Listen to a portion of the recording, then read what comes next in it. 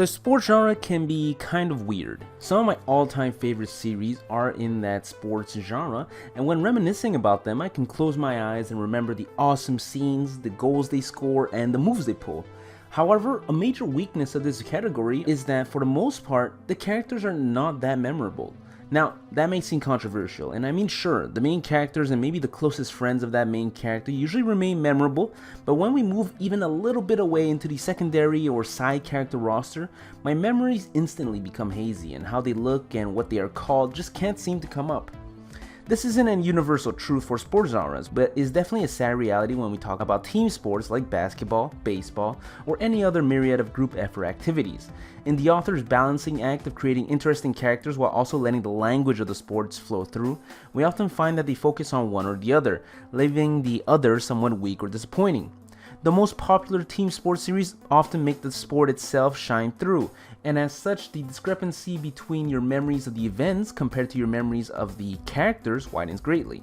Let's take a generally liked sports series like Kuroko no Basket, which I myself greatly enjoyed, and although I have fond memories of it, my only concrete memories when it comes to the characters gets boiled down to the Generation of Miracles plus Taiga. Do I vaguely remember some of the others? Sure, but for a series who ran for that long, who I've dedicated so much time to, it's somewhat disappointing to see how things have worked out.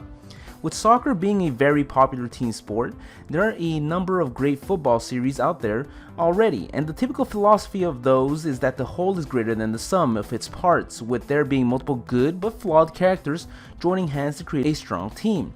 As such, while the various members of a team may be individually weak, when they work together they can become a force to be reckoned with. However, does the average person really remember a good but not great player? Like I've said before, there is not a shortage of good soccer series out there, whether it be Days, be Blues, or even the good old Captain Tsubasa. And while their protagonists alongside a rival or two may be fondly remembered, again I have trouble remembering their teammates, the characters on opposing teams, and everyone in between. To be straightforward, it's really that these characters are not memorable. Blue Lock is also based around the team sport of soccer, or football for the rest of the world, but I feel that the writer understands these issues that I've tried to explain and took conscious steps to address it. From the very first chapter, our main character was put into a situation where he could take the spotlight or play as a team, and after choosing the option that is usually the secret message that the average sports series highlights, faces a major loss, one he blames himself for, all while not also having taken the decision to be responsible for his fate, which is an interesting dichotomy in and of itself. From this very first chapter, we find a few interesting decisions being taken. First, we must talk about the game of football, which has multiple players on the team playing different positions. For someone not following the sport and who doesn't quite understand the rules, this can become overbearing. In my mother's eyes, for example, a team is composed of one goalie and everyone else, while in my sister's eyes, a team is composed of one goalie, some defense, and some offense. And although it may be a rudimentary breakdown, they're not fundamentally wrong. So what do you do when your sport becomes a little too complicated? Well, you simplify it. The story specifically narrows down the cast of characters to those playing the position of striker, and as such naturally allows the audience to compare the various characters with one another, as they are all gunning to play the same role. While we're on the topic of competing for position, let's talk about how a typical character roster would look like for most stories. We have main characters, secondary, and side characters, and in most stories we're usually able to weave people of each category into the plot to make everything flow nicely, with each one having its own suitable spot.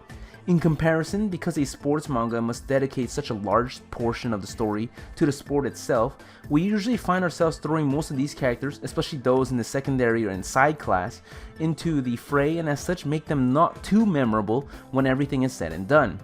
So let's talk about that character roster. The story of Blue Lock literally locks up all our prominent characters within a set area and doesn't let anyone in, and as a result cut down on possible side characters, so we don't need to worry too much about that. In other words, almost every character is at the very least a secondary character. Furthermore, the premise of the story also makes use of these very same secondary characters. As the idea of the Blue Lock facility is to force young players to compete for the limited starter spots, this effectively forces all the secondary characters to fight for the main character role, and as a result even the most mundane characters will at least force themselves into a spot of interest.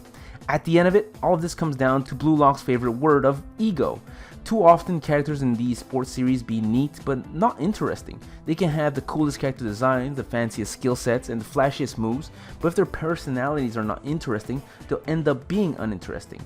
With the mastermind of Blue Lock's entire premise being called Jinpachi Ego, you know that the concept of ego will play a major role in the story.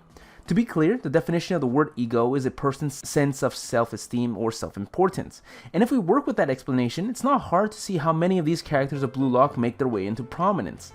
Regardless of how we, the audience, may initially feel about a character, as the Blue Lock project is designed to both fan and feed the player's sense of esteem and self-importance, they thrust themselves into the spotlight and force you to turn your head towards them. Additionally, the word ego also differentiates between characters, some expressing it in one way while others expressing it in others. At the end of it, that's the main difference between Blue Lock and your typical team sports series. Most team sports stories have one or two main characters with a strong supporting cast as secondary characters, while Blue Lock is a story of a bunch of secondary characters fighting to become the main character. And it's this simplistic, animalistic, and brutish motivating factor that allows Blue Lock to distinguish itself. While it's true that on some level, the best team sport should be a story about a team that can come together regardless of their differences, I'll be honest, the most entertaining team sports story I've read so far is definitely one where everybody is fighting for a spot on the team.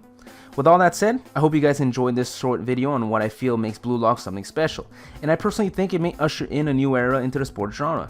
If you enjoyed the video, go ahead and like, comment, subscribe, or all three to be honest. Thanks for watching.